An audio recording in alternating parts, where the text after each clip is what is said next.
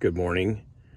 Today I'm going to go over some basic difference, like layperson differences between king palms of the cunninghamia and the Maxima variety. So this is the cunninghamia, and you can see here the base of the trunk is, fairly thick, but relatively compared to the Maxima, you'll see is not as thick. You got a gray color most of the way up to the crown shaft. Crown shaft also not quite as thick. And then when we get up here to the leaves, we will see that we have a nice green on the upside, and then on the bottom side, it's also green. We don't have any kind of little silvery coloring on there. And the fronds themselves, when you look at the fronds, they tend to weep more, meaning they come off the shaft and then they arch downward towards the ground.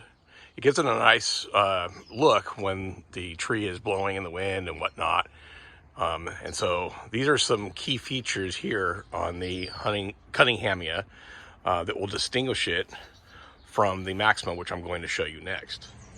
Okay, so I'm out in the front of my garden, and this is the Archintophoenix Maxima. This is different from the cunninghamia.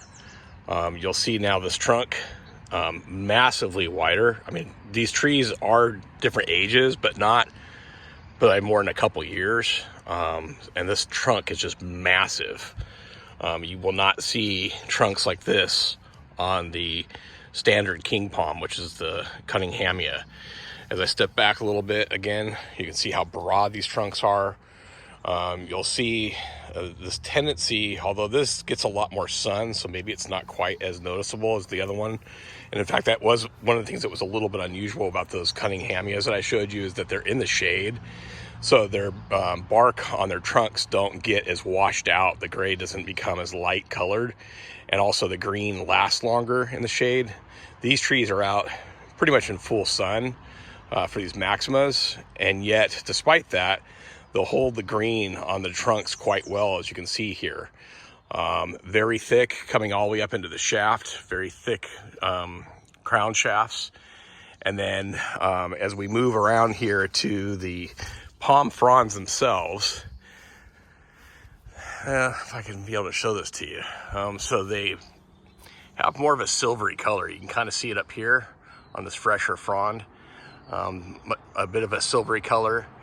And I think for me, one of the more obvious differences is that they don't arch down nearly as much. You can see these palm fronds are quite erect versus bending and weeping over. I'm going to pan around here to the neighbor's tree.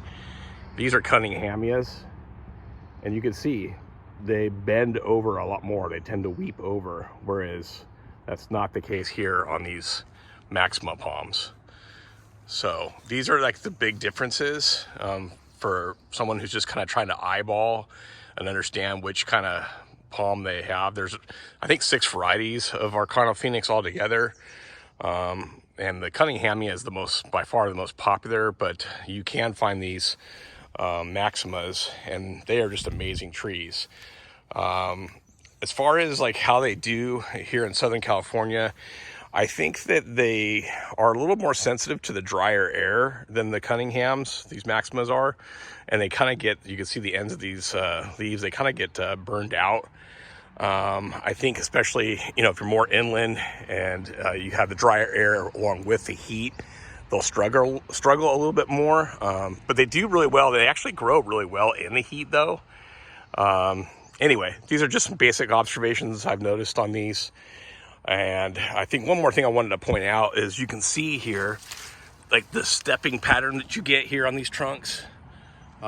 There's much more stepping on the trunk than you get on the cunninghamia. So that's another obvious, besides the thickness of the trunk, another obvious difference.